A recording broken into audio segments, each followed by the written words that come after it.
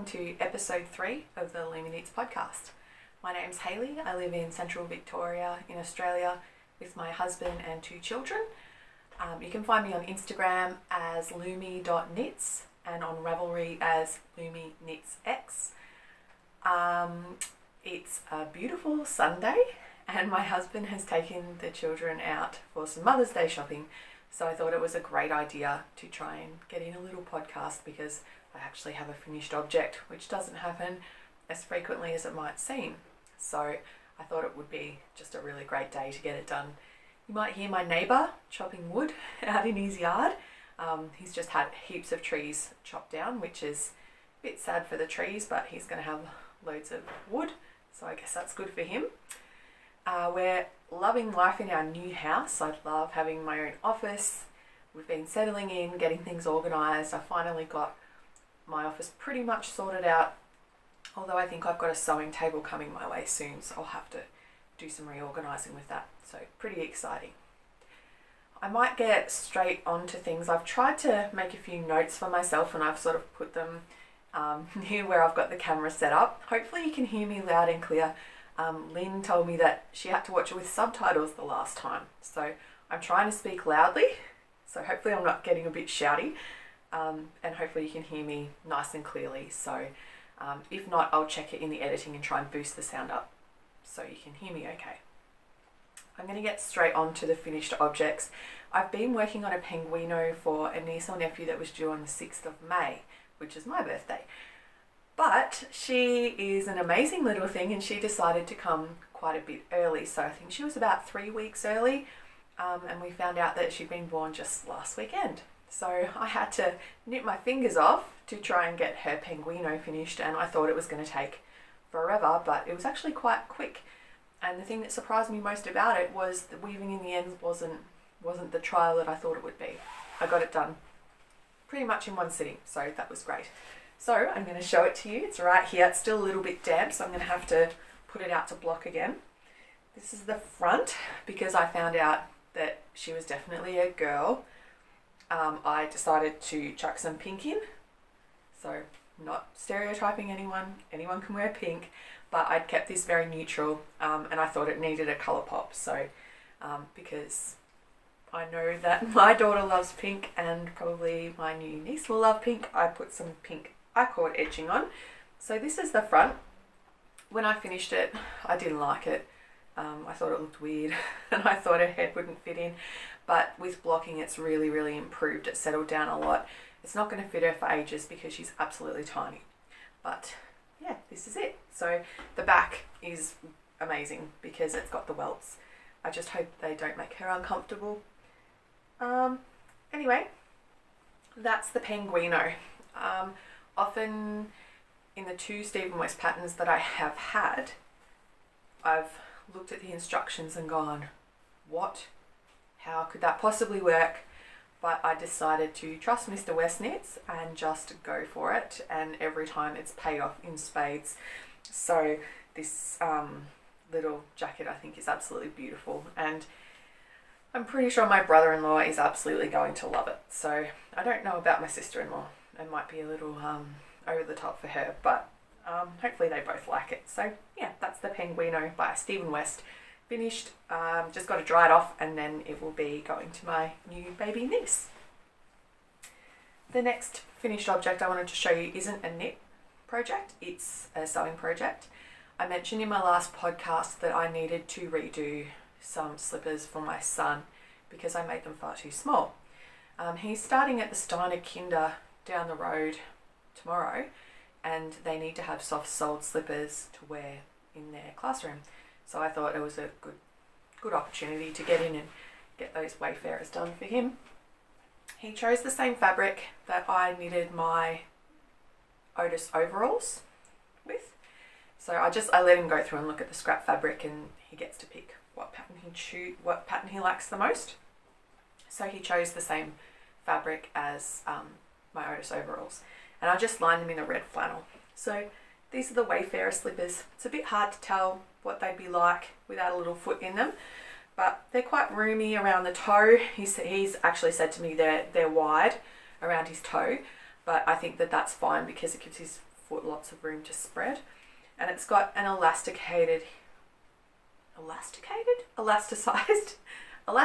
heel, so it's a bit stretchy, so once they're on they don't slip off too much. So I'll just fold it so you can see it from a side view. There you go. So they remind me a little bit of the Tom's shoes in their shape because they're square across the top of the foot, but just comfy, easy to wear, easy to make. I'm going to make him another pair of these because these ones will need to come home for washing and so on, so obviously I need two. And they're, what do you call it when they don't belong on one foot or the other? I don't know.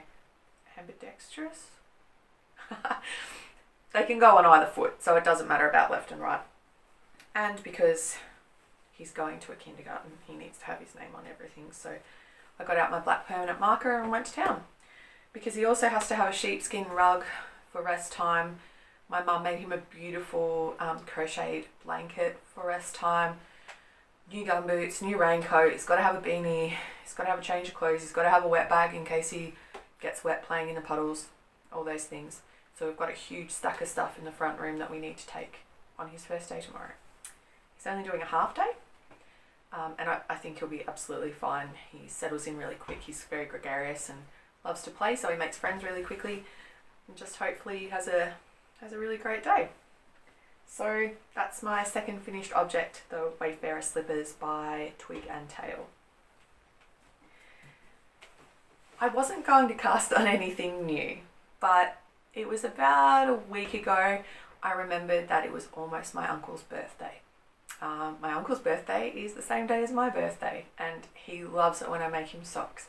So I decided that I would try and get a pair of socks done for his birthday. And I think that I probably will have them done by May the 6th, but I'm going to see him on May the 2nd for our birthdays, and I don't know if I'll have them done by then. So they're just here. I'm knitting these up on some 8-ply Bendigo Woolen Mills Bendigo Tweed. It's the same as the one I used for my husband's rhino jumper. It's really beautiful. The colourway is called Doe Skin, and it's just this nice dark brown with some sort of cream and almost tan and goldy sort of flecks in it. This is where I'm up to so far.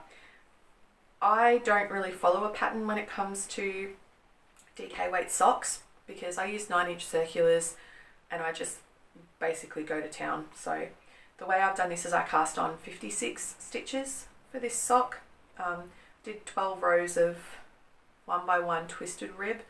So that if you don't know, the difference between a twisted rib and a regular rib is just that you knit through the back loop of the knit, and I find that it just gives me a much more defined rib, and it looks really nice. I think this is called a modified or something Eye of Partridge Heel. It's a heel flap and gusset. I don't mind doing heel flaps and gussets. So I did do something a bit different to normal with this sock, and that is I knit with my 9-inch circular all the way down to the heel flap and gusset, and then I switched to just a circular needle. It made it much easier because I was trying to squish all those stitches onto this little needle, and usually I have stitches going everywhere and it's a bit crazy. I don't know why I didn't think to switch before, but this has worked really well. So now I'm just knitting on the toe of this. When I'm knitting socks, I bought my 9-inch circulars in pairs because I like to have both socks going at once, because I get terrible second sock syndrome where I knit one sock and then I just don't knit the other one. So I find that if I've at least got the other one started, I'll tend to finish the pair in a fairly timely manner. Also, I like socks as travel knits, so I tend to, as soon as I'm up to the heel flap and gusset, I leave those ones at home and I take just the foot or the leg one that I'm knitting with me. So it just different socks for different purposes, I guess. So this has still got a bit to go because the men in my family are very tall and they have very long, thin feet. So I think I've probably got maybe another 20 rows and then the toe left on this one. And then on my other sock, the second sock, I only have, I think maybe 3 rows done of the twisted rib, so a lot to go on there. I don't think that I'm going to have it done by the 2nd of May, because even if I've got the knitting complete, I don't think I will have blocked it and it would be dry enough to give to him.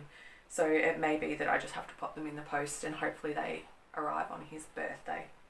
So they're just my vanilla socks on the Bendigo Twig. They're coming up really nicely. They feel really warm.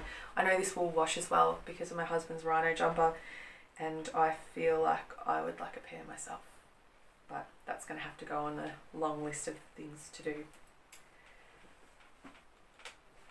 The next thing I want to talk about was my untouched project. So I've got my Felix sweater up here. Hasn't been touched because I've been so focused on the Pengweeno and the socks. I've also got, well, I put them away, the Mullet skirt for my daughter and the Panorama stole that I've been working on.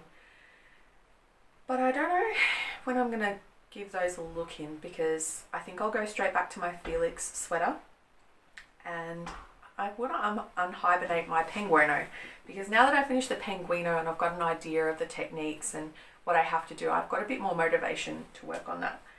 And I told you in a previous episode that this is absolutely massive and that I can only knit it in bed. But I've got it here and I'm going to try and show it. I may throw it on the floor in a temper because it's enormous. So,